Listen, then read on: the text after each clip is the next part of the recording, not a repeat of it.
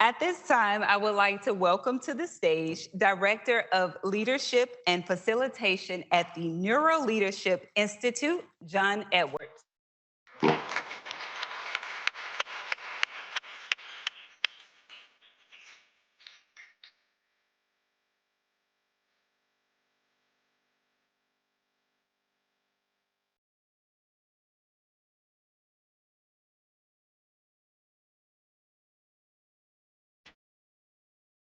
Be here with you.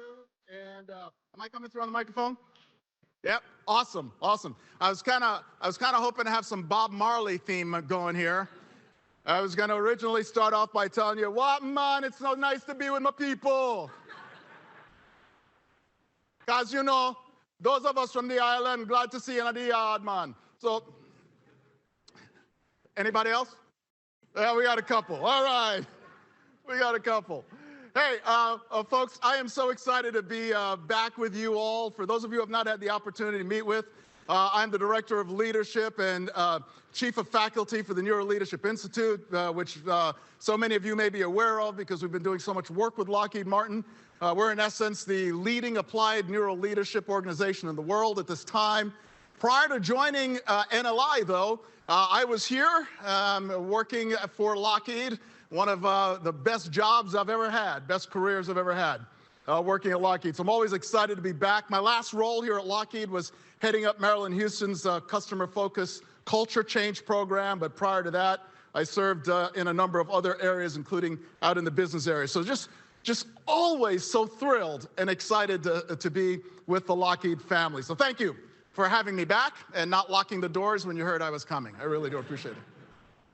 So today we're talking about authenticity, and I love the theme that you have all enveloped for this conference, and we're going to talk a bit about how you yourselves are a work of art. I love what we've heard so far this morning in that particular theme, so we're going to continue to ride that, but we're going to take a little bit of a neuro stance on this as well. What's going on in our brains as we think about being our authentic selves, and yet having increased influence in creating an environment of inclusivity. Once again, what do we need to think about when we think about being our authentic selves, yet increasing our influence and our inclusivity? Does that sound like a good topic for our time together today? All right, awesome. Let's jump in. Hey, having been born and raised in another country, I spend a lot of time thinking about what we call false constructs, the things that we in Western educated countries have been led to believe. For example, one of the most popular false constructs that sits out there is that Mondays must suck. Now, I don't know about you, but I can't find it anywhere in the Constitution or the Bill of Rights. All right? And in fact, I just actually wrote a bit about this construct in the book that's coming out next month. But just let's think about that for a moment, right? We have been led to believe that there's a day of the week that we're supposed to throw away.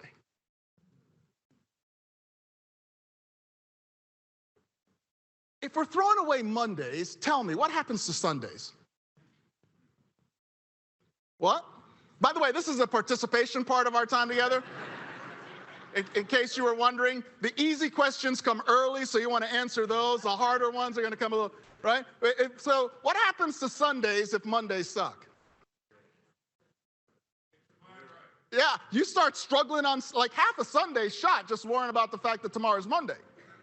Right? Is anybody tracking with me?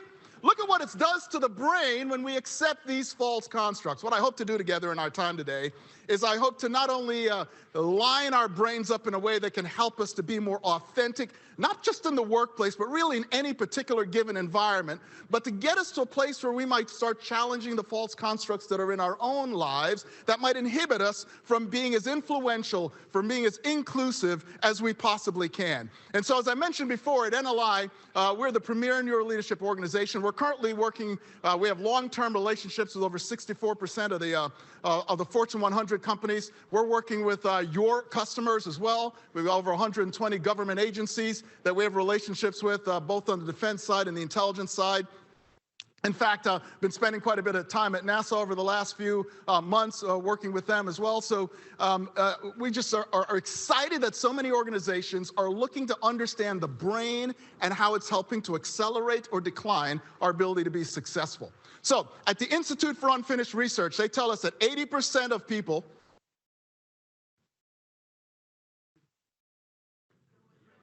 Okay, thank you. Sometimes you got to wait a little longer on that one, especially after lunch, right? Yeah. Now, today's research that I'm going to share with you, you'll see research references up on the chart for those of you who want to pursue this a little bit more. But really, we're talking about one of the most complicated things known to humankind, and that is the human brain. And sometimes it works really, really well in our favor, and sometimes it doesn't. And, we live in a world, going back to constructs, listen carefully, we live in a world that is trying desperately to tell us what to think, how to think, and who we are. We live in a world that's desperately trying to tell us how to think, what to think, and who we are. And so when we think about this idea of the human brain and how we can align it to be our authentic selves while still having influence and inclusivity in the workplace, let's touch on three things in the remaining time together today. Let's talk a little bit about the neuroscience of psychological safety, which I know is important to Lockheed, and you all are leaning in and spending some time there. So we won't spend a whole lot of time there, but it's important to just set that ground stage. We'll talk about the art of authenticity, which actually is a model we built specifically for this conference and just for you. And we'll talk about you are a work of art. And we'll talk about what art really means. That's the actual synonym for the model. So let's go ahead and jump in here in our time together. All right, so the neuroscience of psychological safety. Show of hands, how many of you are familiar with the concept of psychological safety? Yeah, so many of you, right? But let's go ahead and level set the room a little bit. When we think about the science of psychological safety, by definition, psychological safety is the ability to create an environment where people feel safe. In its simplest form. To create an environment where people feel safe. They feel safe to speak up, they feel safe to ask questions, they feel safe to bring their best brain to work. That's what psychological safety is. You don't have to be a leader, you don't have to be an L code, you don't have to be the highest ranked individual in the room, you just have to be in the room. And you play a role in psychological safety. None of us can escape it, you just have to be in the room and you're already playing a role in psychological safety. So when we think about our authentic selves, what's important for us to realize is we don't want yours, we don't want my authentic self to be a hindrance to psychological safety. We're going to talk a little more about that in a minute. But why are we having this conversation? Well, that's because many of you are familiar with Amy Edmondson's work. And she doesn't like it when I say that she coined the term psychological safety. She's quick to correct us and say, no, it wasn't my term, it was someone else's in my lab that came up with that. And so she's humble in that regard, but she's really popularized the concept of psychological safety. And at NLI, we're working very closely with her. She loves that we're bringing the neuroscience aspect to this dialogue around psychological safety. By the way, there's a lot of free webinars and blogs and podcasts that we've done with her. In fact, we just did one recently with her just a few weeks ago that are available if you're really interested in hearing her. She's fascinating. So I recommend her book, and if you're interested, there's a lot of information out there. But what's the problem with authenticity when it comes to psychological safety? Well, let me ask you this question. Show of hands. How many of you know someone who's really, really smart, but you don't want to spend any time with them? Okay, now wait. Don't look at them if they're in the room.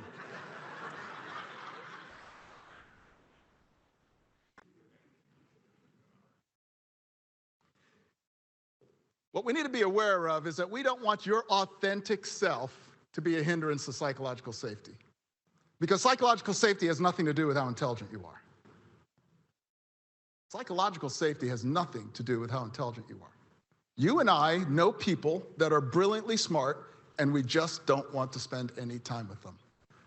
My hope today is that we're going to talk about your authentic self in the context that makes people want to spend time with you, makes them comfortable spending time with you, makes them enjoy, makes them look forward to spending time with you. So your authentic self, the ground floor of this conversation, is everything that we say and do and strive to be must create an environment where other people want to be around us. Why is that? Well, it's called the organizing principle of the brain. The organizing principle of the brain, some of you are familiar with this because we teach this quite a bit and we write about this quite a bit. It basically says this: the human brain is hardwired to move away from threat and towards reward. The human brain is hardwired to move away from threat and towards reward. It's just a natural part of the way that the brain functions. But here's what's fascinating about it. Every interaction you and I have, every single time we interact with each other, converse with each other, communicate with each other, we move our relationship one way or the other on the spectrum.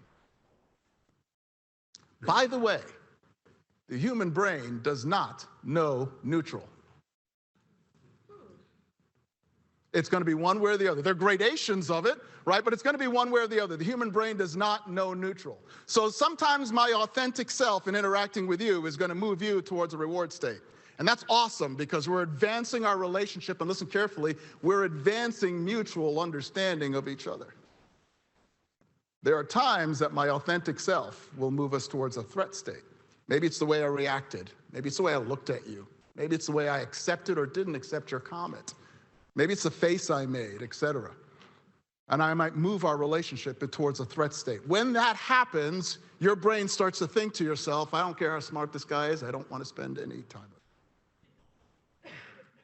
Every time we interact, we're going to move our relationship one way or the other. So as we think about being our authentic self and having influence and creating inclusivity, we need to realize that it's about creating a balance, right? Whenever threats increase in the workplace, and by the way, when I say threat increase in the workplace, I'm talking about the fact that we are so involved with the influences of the world, right? I mentioned Mondays. We walk into work on a Monday, or we interact with folks virtually on a Monday, and people are like, hey, how you doing? And you're like, well, it's Monday.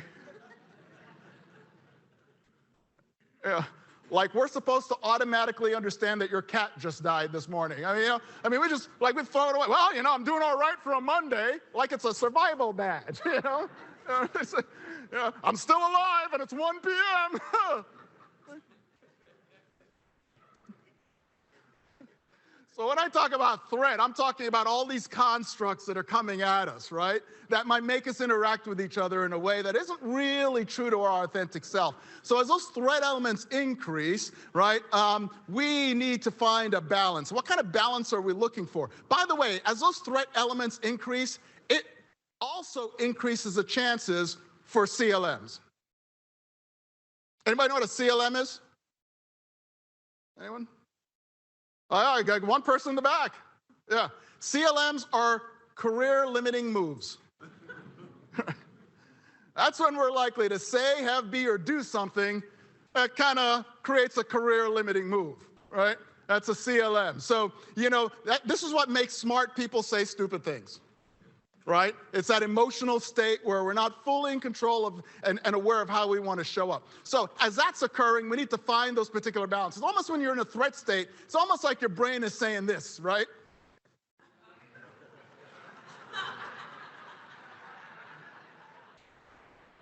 But I get it. That's not Now, you all know I had to have some fun today. Now, that's not for everybody, right? Some of you, that's your reaction. Other people, you have a different kind of reaction that's going on for you, right?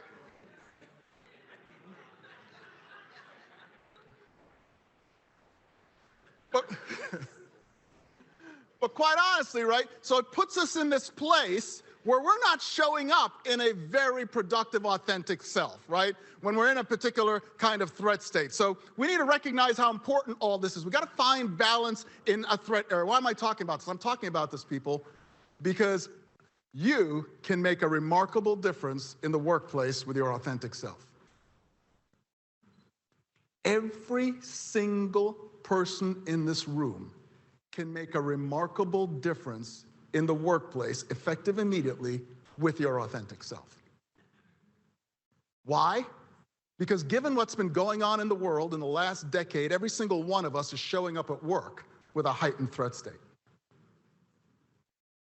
What would it mean if you were providing reward signals that could change our interactions? What would it mean if you were providing, if your authentic being was providing reward signals that could move our conversations whenever possible along the reward state? Because what happens when that's going on is you're creating a high-performance team. You're creating a high-performance conversation. You're creating a better ability to collaborate. You're creating a better ability. It's almost like this is what you're going to say.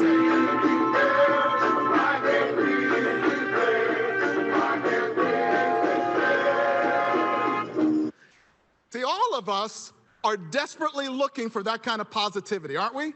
We're desperately looking for that level of civility. We're desperately looking for those kinds of relationships, right? I just saw some research coming out of the UK that basically said that, when you feel like you have a really positive, powerful friend at work, it's the equivalent of a $150,000 raise.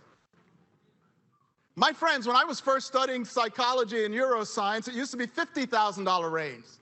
Now, it's a $150,000 raise.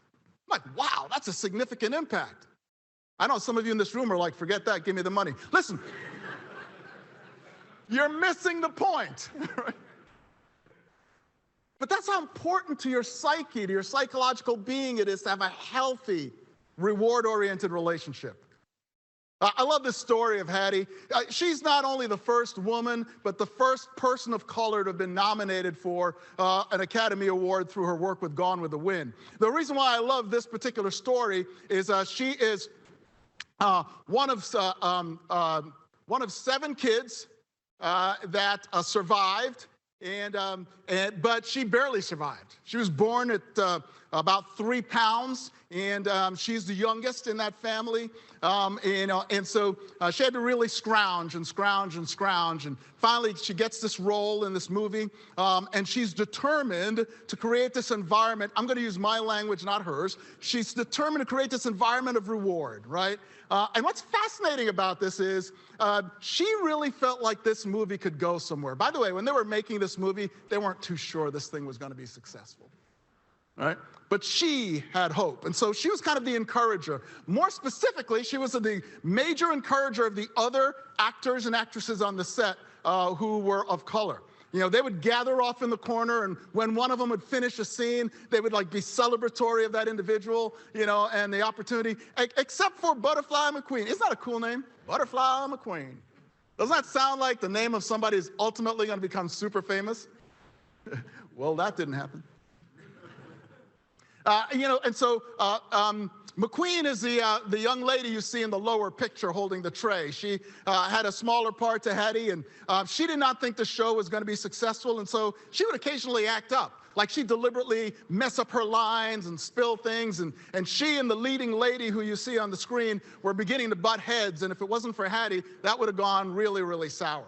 But, you know, she's the one who would pull McQueen back, and again, using my words, not hers. Listen, girl, in this environment with people like us, you've got to work hard to create a reward state or you will not survive in Hollywood. Yeah? So even at that stage, she's exuding influence as authentically as she can to create a reward state among folks. And as you know, she would win the award. And so we think about how we're showing up, right, with our authentic self. But in order to show up with our authentic self, we got to figure out what in the world is that, really? Because, John, I remember you said that there's a whole host of things that are really sort of influencing us. You use the word false construct. You use the word, a lot of influencers trying to tell us who we are, what to think, and where, you know. And so there's so much information coming at us. How do I pause and start to just really think about what is the definition of my authentic self? I'm not here to tell you, you're here to tell me. So let's talk about how we might go about that. This is a picture of my grandchildren. Now, this is my grandson sharing his ice cream with my granddaughter. Now, this tells me a number of different things. One, there are certain traits that have skipped generations. Just before you get any ideas, when we're out there and the ice cream is served, my ice cream is my ice cream. But I share this picture with you because I think about leadership, and I think about leadership in the future. And I think about the people that will lead these kids in the future. And I want authentic individuals that can nurture their authenticity. Because you realize that the fears that you and I have today, the things that make us sometimes show up inauthentically, are often learned. Do you realize we're only born with a few fears? We come out of the womb with just a very few fears. Does anyone know what they are? Shout them out. Fire, not eating. Fear of falling. I heard that. That's one of them. Yeah, the fear of falling. There's one more. Say again? Public speaking. Drowning? No. Public speaking? No, we learned that one. Loneliness? Loud noises. Who said that? Loud noises. Loud noise. Was that a Google? Put your phone down.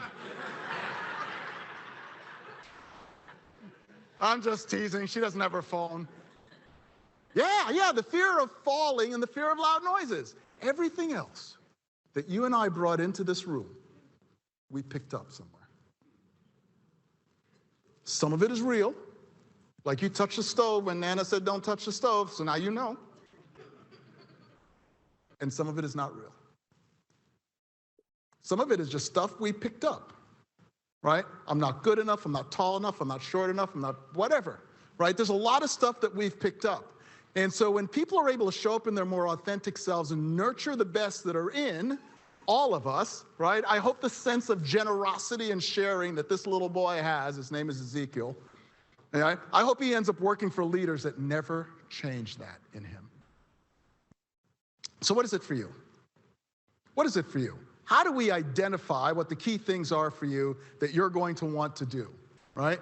And there's one way to think about this, and I love this illustration because Robert Johnson, became the first African-American billionaire after he sold BET. And his life reminds me of the life of like Andrew Carnegie, for those of you who are familiar with his autobiography. He kind of felt like the first half of his life was for making money, and you know he did. And the second half of his life was for giving it away. That's who he wanted to be. And while I haven't heard those words come out from Robert Johnson's mouth, I kind of get a sense from the way that he's living his life that maybe that's how he wants to be as well, right? Giving away $10 million to help entrepreneurs and businessmen in other countries succeed. Working with Morgan Freeman to help with hurricane relief in the Bahamas. I mean, just malaria projects that he's funding. Just a host of things that he's doing now with what I will call the second chapter of his life. Who do you want to be defined as? How do you want to be remembered? How do you want to be known? Here's what I want to encourage us to do, right? If someone were to ask you this question, what key words do you want to be used to describe you? What would those be? I'm literally going to do something you don't think I'm capable of doing. I'm going to be quiet for 30 seconds. And I'm going to let you actually think about that and maybe write it down, right? What are some key words that might describe the way you want to be known, the way you want to be remembered, the way you want to be identified, that'll identify your authentic self? Let me give you a minute to do that.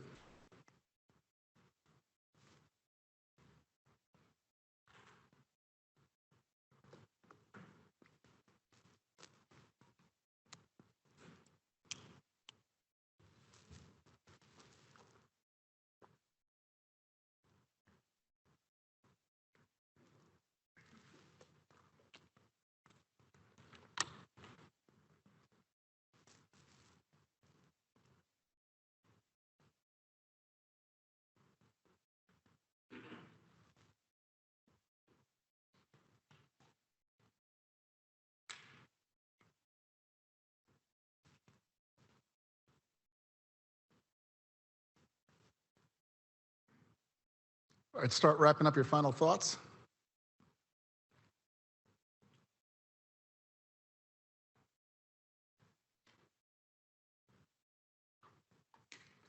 So what have we just done?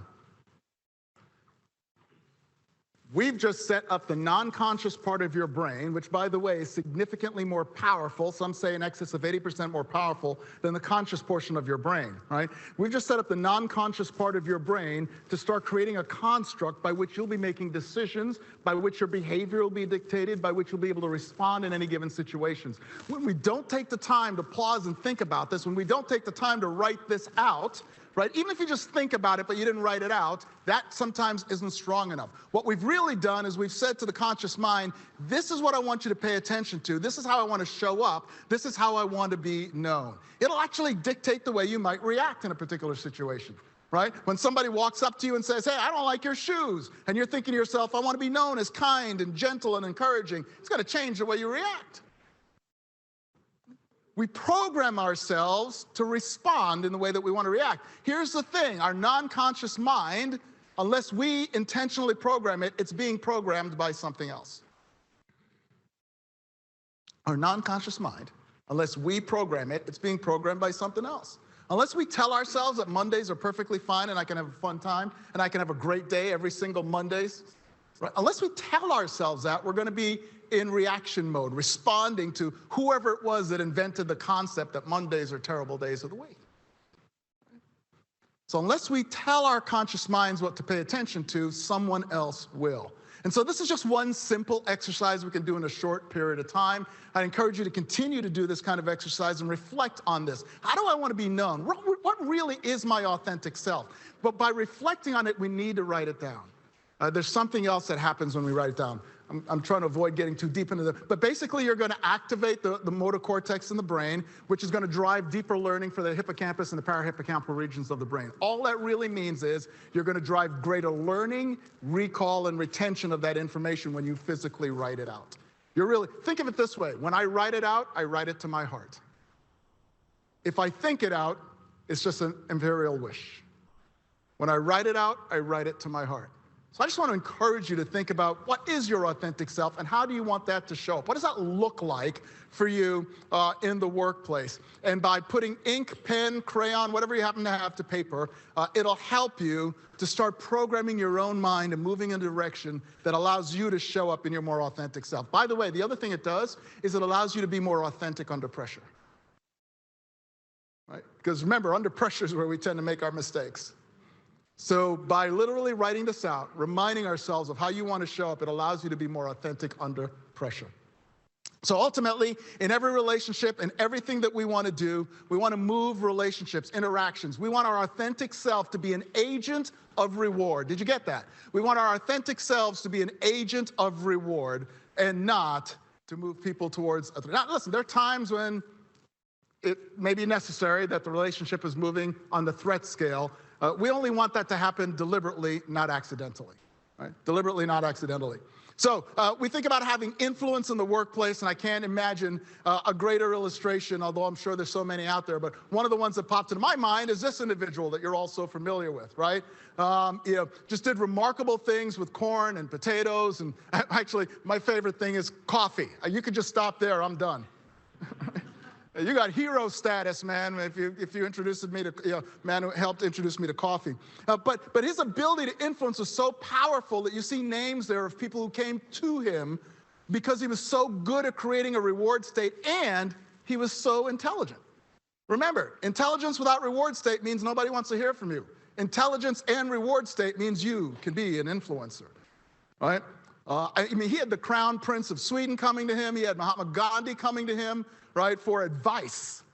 So it's super, and at a time when that was even a bit of a challenge, right? So our authentic selves need to create that reward state for folks. So now, let's wrap up by talking about the fact that you are a work of art. You'll see that art is an acronym, and I wanted to create something that'd be very easy for us to remember, to absorb, take, and go with. So let's go ahead and dive in. What do we mean when we say you are a work of art? Well, the A stands for ask first always. The R is relate and connect. The T is to tell your story. How do we come up with this?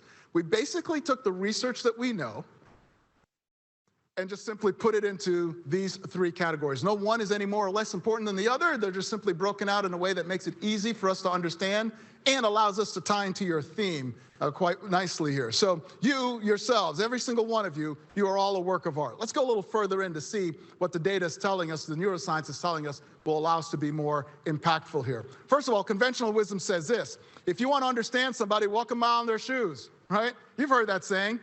I mean, we've all heard that saying. Someone once told me the problem with that is what happens at the end of the mile is you got 3 shoes and they've only got 1. I think you might be missing the point. But actually, what the neuroscience tells us is that if you truly want to understand somebody, right, you need to ask about the mile that they've walked. Listen, it's not wrong to think about walking a mile in their shoes. That's empathy. Asking about the mile that they walked, well, that's taking perspective. Let's go a little further in and understand what the difference between these two things are and why this is important. When we talk about you being a work of art, I'm telling you things you already know. We are in a work environment. We're in a world that is in desperate need, right? in desperate need of reward givers. Desperate need of reward givers. Right? Our coworkers, our colleagues, our bosses, our employees, our relatives, our friends, our families, are all struggling. This morning I read a Gallup report right before going to breakfast over the fact that the thrive level, those of us who think we are thriving, is at its lowest point. Again, we're living this, so I'm telling you things you already know. What I want to do is encourage you to be a part of the solution and not a part of the problem. Your authentic self can be a part of the solution and not a part of the problem. So how do we do that? Well, thank you for asking. The first is ask first always. What does that mean? Well, we talked about empathy, right? And empathy is not wrong. Please don't take the wrong idea from me. Empathy is, the ability to try to sense other people's emotions, etc. And we've been huge fans of empathy, and empathy is still a good thing. What we realize, though, in studying the neuroscience of empathy, is that empathy lacks action. So even if I'm good at empathy, it lacks action.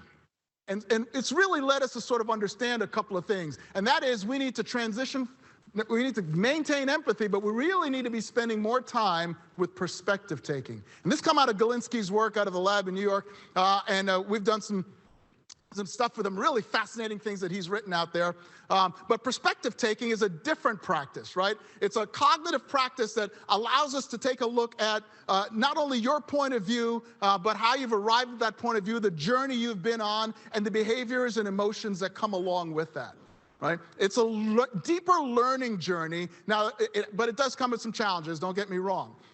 When we get it right, though, it enables us to communicate more effectively, enables us to build stronger relationships, enables us to build a significantly more inclusive environment, right? Because again, we want your authentic self to be part of the solution, not part of the problem. But it can be challenging. We've done at NLI quite a bit of writing about this, and so there's some journals and blogs that are out there that, if you want to dig a little deeper, you can do that. So when we take, on this initiative to perspective take, it can increase confidence in you, right? It can increase confidence in who you are, how you feel. It can increase your confidence relative to how you're interacting with other folks. There's a warning, though. That perspective taking doesn't necessarily increase your accuracy. The more different someone is from you, sometimes less accurate it's going to be when we perspective take. So we've got to be humble. We've got to be tentative in the conclusions that we're drawing as we do perspective taking. What are some of the things that really hamper that? Well, what we see is that in specific areas of the brain when we're doing perspective taking, if we were to hook up an fMRI to your head, which is a cap that measures which parts of your brains are getting stimulated during perspective taking, we would see some stuff associated with social reward getting lit up there.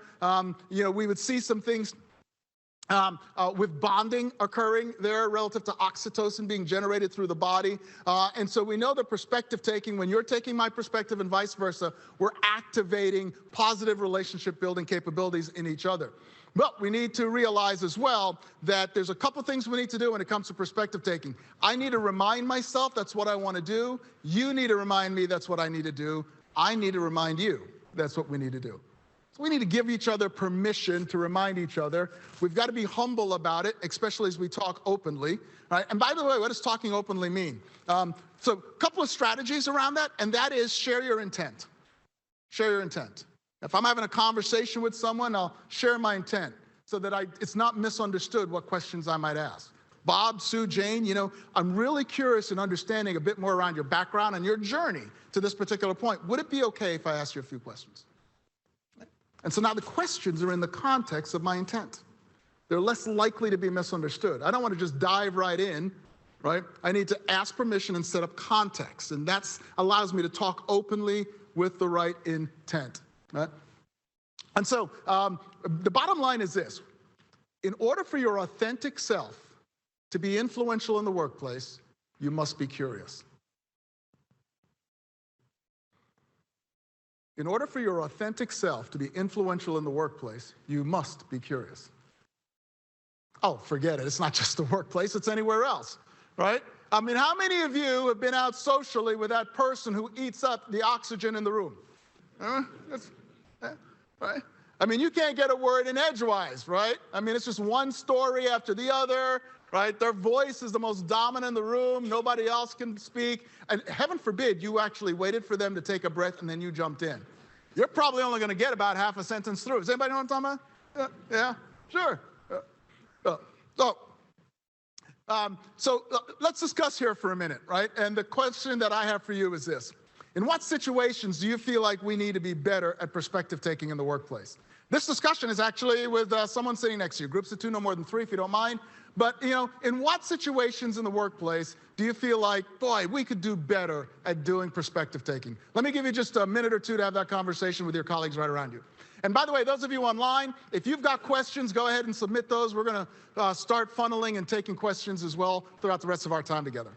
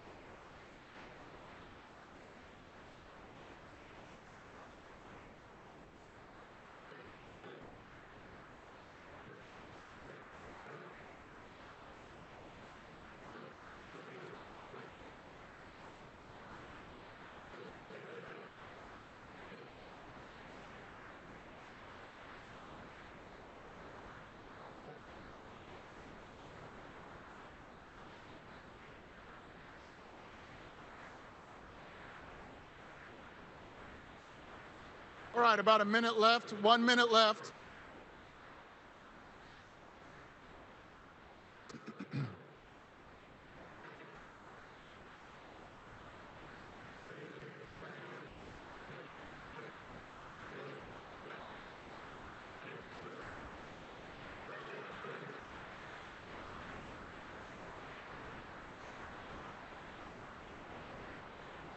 Okay. Start wrapping up your final thoughts.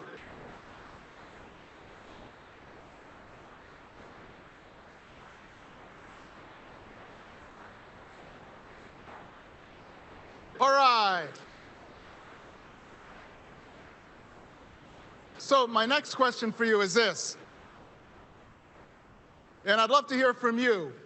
What are the benefits? You've had an opportunity to talk about where there may be opportunity in the workplace, but what are the benefits? What's showing up in your head? What's sticking in your brain as you think about perspective taking in the workplace? Just go ahead and turn on your mic if you'd like. What are the benefits? What's showing up for you? What pops into your mind when I ask that question? What are the benefits of perspective taking? I'll jump in Yes, on this sir. one. Yeah, I think reduction in stress and improvement of quality, especially when we were talking about some of the perspectives beyond just the person, but also the products that we create. A lot of that does come down to understanding what's going on beyond that and some of the impediments that you have to mitigate and how to approach all of that. Yeah. So reduction in stress. Ooh, I like that. Thank you. Appreciate you sharing that. Yeah. Some other folks. Yeah, I see you in the back.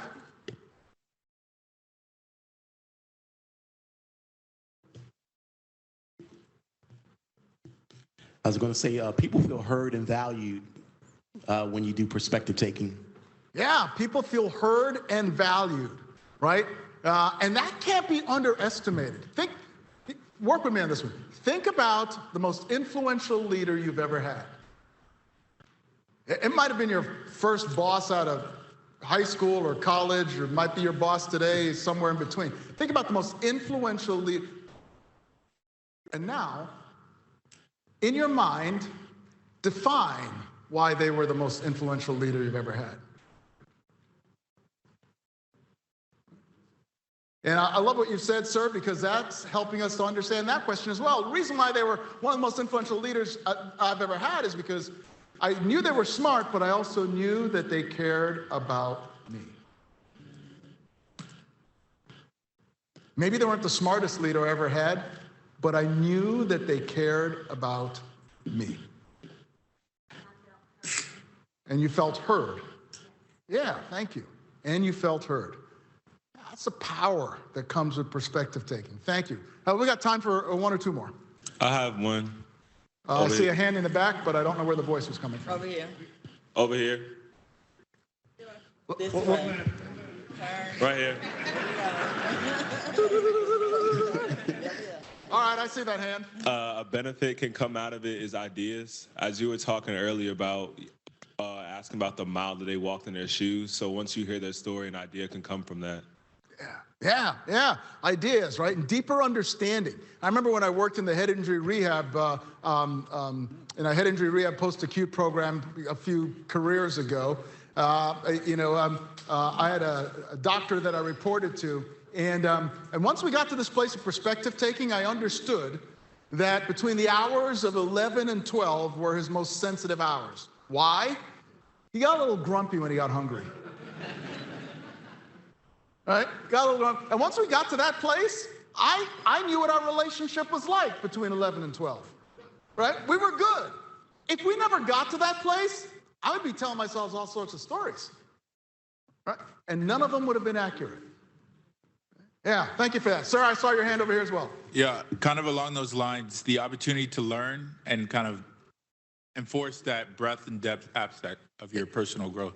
Yeah, the opportunity to learn. I mean, that lesson, that I learned from somebody who's so significantly different from me really set me up to learn other lessons from other leaders, right, going forward. Thank you for that.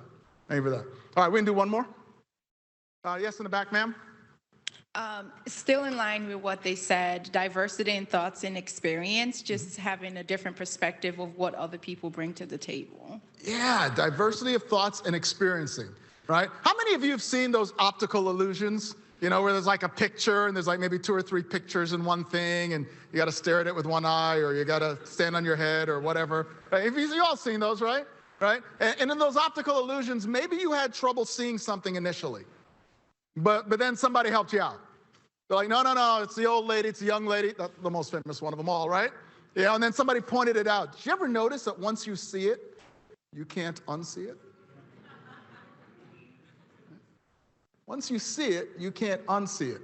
Perspective taking, listen carefully, changes your brain. Right? Once I learn from you, I can't unlearn from you. So if I learn from you and what I'm learning from you increases my capacity for understanding, civility, and inclusion, I can't unlearn that. That's how powerful each of us are to each other. That's how powerful each of you are to the other people that are not in this room today. Yeah, there was one other hand back here, and then we'll move on. In taking on a new perspective, you may find a new way to approach a situation. Yeah, right? Take on a new perspective. It opens up the way that you look at things, right? We call those insights. And an insight is literally a new neural mapping in the brain, right? A bunch of neurons come together, they create a neural map, and like it's based on how I see the world, my experiences, what I've been through, right? But then once you create and help me to see things from a different point of view, that's a new neural map, right? It's kind of like when we were in school, right? And they taught us something. We sat in the room and went, oh, I get that now, right? A new neural, literally, it's a physiological change in the brain, right? A new neural map has been created. So we're creating new neural maps in each other. Great, good stuff there. Okay, so We talked about the benefits, but we need to realize that perspective taking has a couple of hiccups we're going to want to be really sensitive about and really aware of. And when we're aware of them, we can help each other out. Number one, it's the kind of thing we can get wrong, right? You know, is it a 9 or a 6? It's all depending on where you're standing. And so that's where the curiosity and humility becomes a really, really important part of the conversation. But the brain, as you all know, is prone to bias. There's over 250 biases in the human brain we've been able to identify, right? And so it's a natural way that the brain processes its environment. It doesn't make us bad people, it just makes us people, right? And so we're all exercising that every single day. But one of the biases that we have is called experience bias, and it basically says this: I see my experience, my perceptions as reality. I see my experience and my perceptions as reality. If I go into perspective taking without a sense of humility, listen carefully, I run the very high risk of coming out with judgment. If I go into perspective taking without a sense of humility and curiosity, I run the very high risk of coming out with judgment. Not learning, judgment. Why? Because experience bias tells me that I see the world as it is, right? And what I see is real. What I see is real. Anybody remember the phenomenon, what color is the dress? Like, we had time for that? But we made time for it, didn't we? Don't lie to me. Some of you spent hours debating over that dress color with everybody you knew. You know how that thing came about? A woman in another country was getting married, and she sent a picture of a dress to her mother, and her mother was communicating with her going, it's the wrong color, and they had a big debate over it. So she put it up on social media, and boom, it became a thing. And that company sold out those dresses in no time at all. Well, you know me, neuroscience, I got to look into why is the brain so messed up over this dress thing, because when I look at it, I only see one color.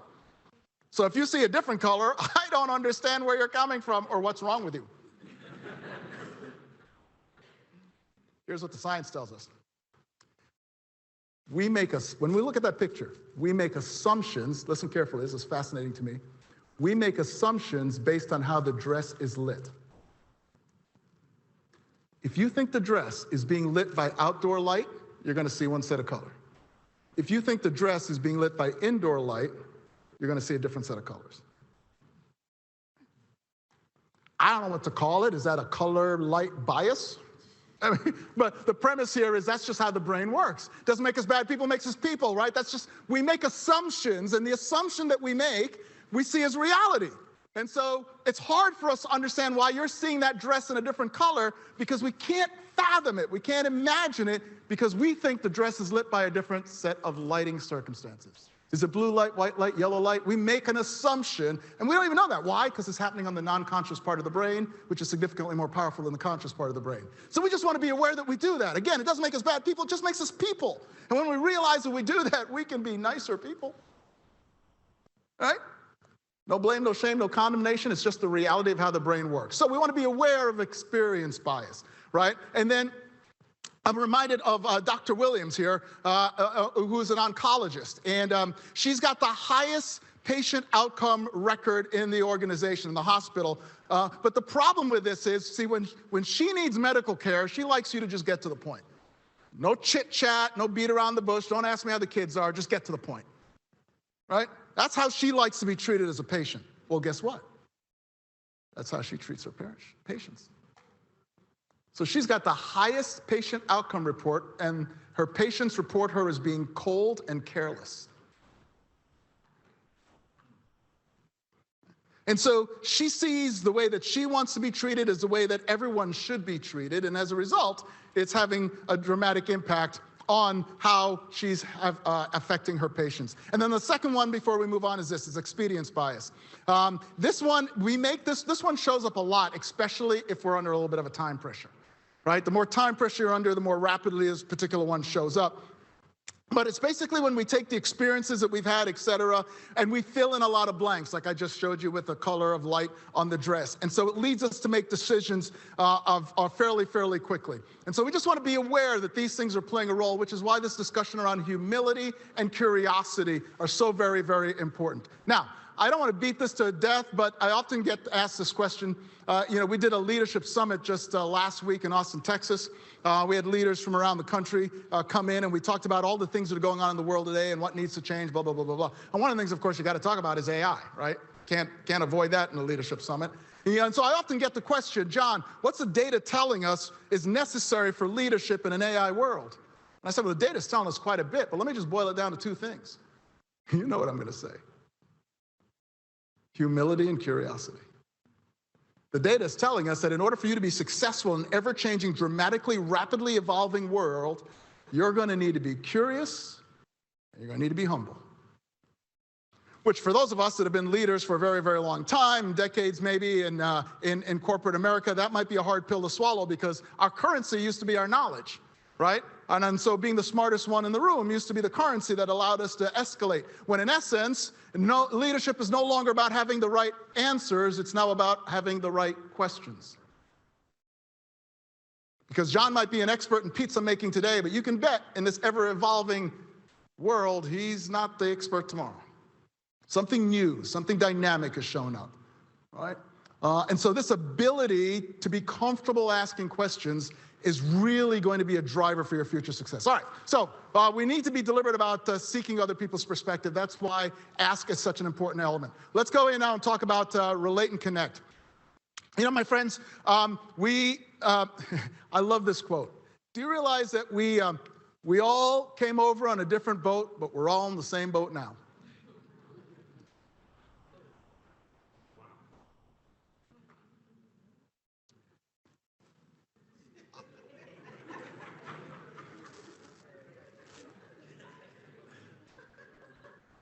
Did I miss something? Was it a good one? Can you share it with us? It was just what? It was a sigh. Oh, okay. It was a response of, boy, that's a powerful statement, sigh.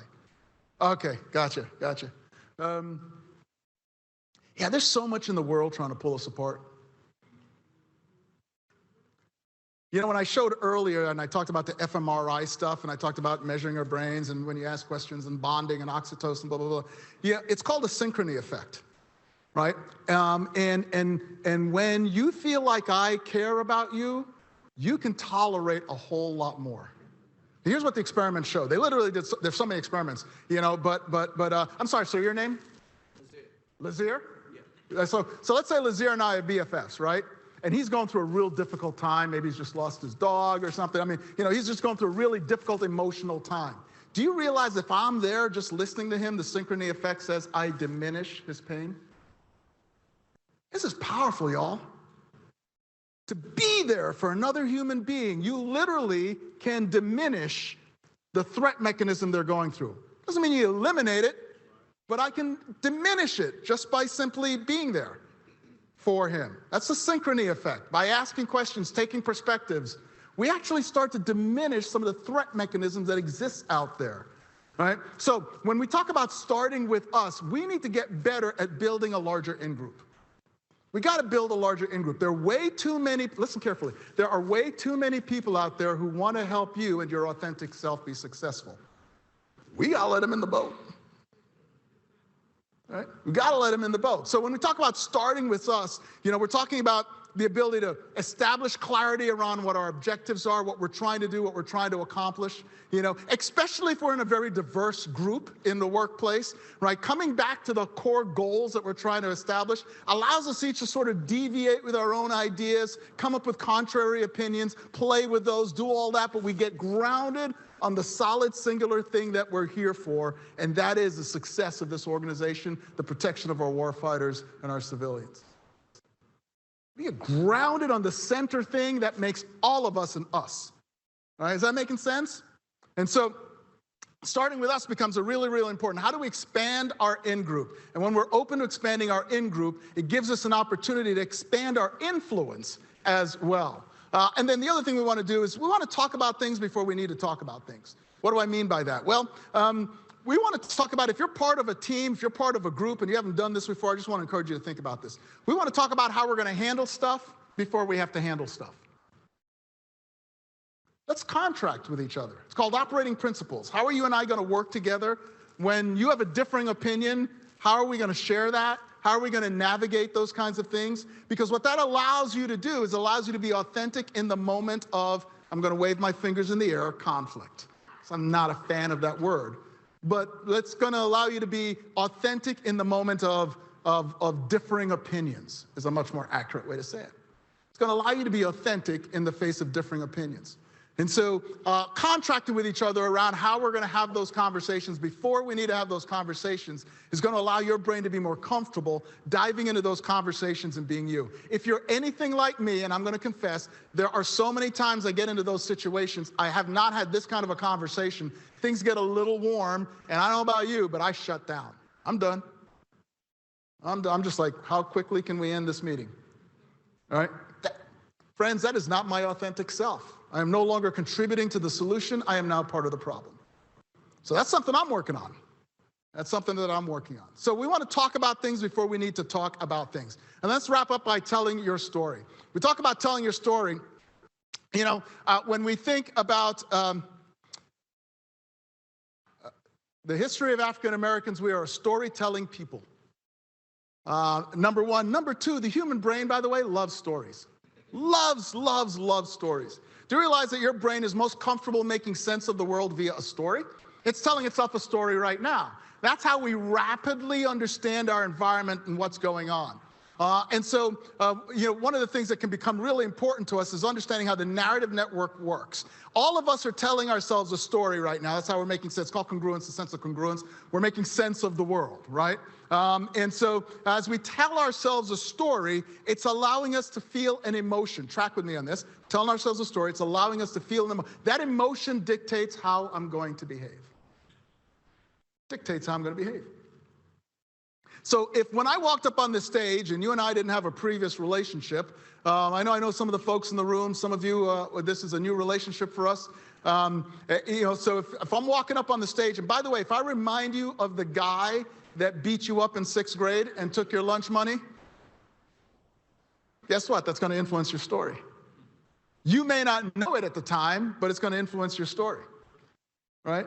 It's not like you're consciously thinking to yourself, oh yeah, he reminds me of Charles, because that's the name of the kid who beat me up. He reminds me of Charles. Forgiveness to all the Charles in the room. But he, you know, right? And then your brain starts to formulate a story about me. And by the way, the research tells us that you do that in less than a second and a half. So the narrative network is moving really, really rapidly. When you find opportunities to tell your story, you make my narrative network that much more accurate. You make my network accurate. We're all telling ourselves stories about the other person. And when we share our stories with each other, when we're comfortable and the trust is there, we make their story in their heads about us more accurate. So their interpretation of our authentic self becomes more accurate as a result of telling our story. It also creates greater psychological safety, right? Because as we know each other and trust is built, we feel more comfortable around each other. And when we feel more comfortable around each other, truth emerges all the time. So my question for you is this, as we wrap up our time together, and that what's 2 to 3 actions that you're going to take, right, to show up more authentically, more inclusively in the workplace? What are some things that you can start to immediately focus on? We talked today about asking first always, relating and connecting, and then we talked about telling our story. I wouldn't want you to focus on all 3 of them, so if you were going to pick one, which one would you pick to really hone in on, to really start with, and to be more comfortable, make it a part of how you show up? We know, though, that we started our conversation with talking about definitions. How do I define who I am and who I want to be? Because I don't want to just operate without identifying those true characteristics. You know, so how do I define it? Once I define it, how do I show up as curious and humble? How do I show up as relating and connecting? And how do I show up with a willingness and an opportunity to share our story? There are so many incredible narratives in the room today. So many experiences, so many things you've overcome, so many challenges that you have been able to navigate. There's so much learning that is in your life that can be of benefit to someone else's life. And so I want to wrap up by saying this. If you don't currently have somebody that you're mentoring, you're behind schedule. If you don't currently have somebody mentoring you, you're behind schedule. And I want to encourage us to think about how you can start pouring into someone else. Listen, don't Don't come up to me afterwards and say, well, you know, John, I'm a level 1. Well, you're a level 1 who got hired by the leading aerospace and defense contractor in the world. That qualifies you. Because it doesn't mean that you've got to, mentor somebody who is junior to you. There's reverse mentoring. There are folks like me who desperately need to hear from folks like you, right? Stuff's changing too fast. We're talking about this in the green room, right? All the little acronyms we can use and IM messages, like the meanings are changing. What do you mean I can't say okay anymore? What? I don't understand. The meanings of all this stuff is changing. We need to be mentored by those who are younger, newer. We need to be mentored by those who are more experienced. So whether it's mentoring or reverse mentoring, all of you have narratives that can help somebody else's authentic self.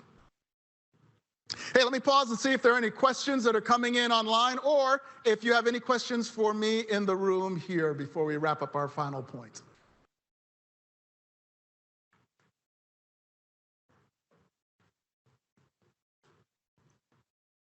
Not all at once, please. Hi, John. We do have a question online. As a leader, how do you approach conflict resolution in an environment where others' perspectives are not considered? How do you approach conflict resolution in an environment where others' perspectives are not considered? The biggest tool that I have in my tool belt around that is called a taser. Anybody from HR or legal in the room? You didn't hear that. I would go back to mutual goals and objectives. Whenever I need to approach conflict in an environment, my suggestion is always this: start with what we have in common. So especially if you need to approach that conflict going up the food chain, right? So what is it that we know that we have in common? So for example, it might sound something like this: Bob, Sue, Jane, I know that it's important to you that this program delivers on time and under budget. If there were something that was hampering the team's ability to do that, is that a conversation we could have? Now notice what we're doing there. We're trying to set up a slightly reward state, not a slightly threat state. But if I just jump right in there and start coming at you with how I'm feeling, you're going to be in a little defensive state. But I'm asking your permission, having set the reward state, which is this is what we have in common, right? Aren't we on the same team? So given that, we're trying to come in on time and on budget, if there's something that's threatening that I think is hampering the team's ability to deliver this project, would that be the kind of conversation we could have? So whether that's a colleague or a peer or a boss, either way it goes, it allows you to show up authentically in a way that influences the room. My friends, it's been a privilege and an honor to be able to share this time with you. I have great memories of these kinds of events during my time here at Lockheed, so you can imagine how thrilled I was to be invited back to join all of you. I hope this was beneficial, helpful, and inspiring. Be good, be healthy, and help each other win.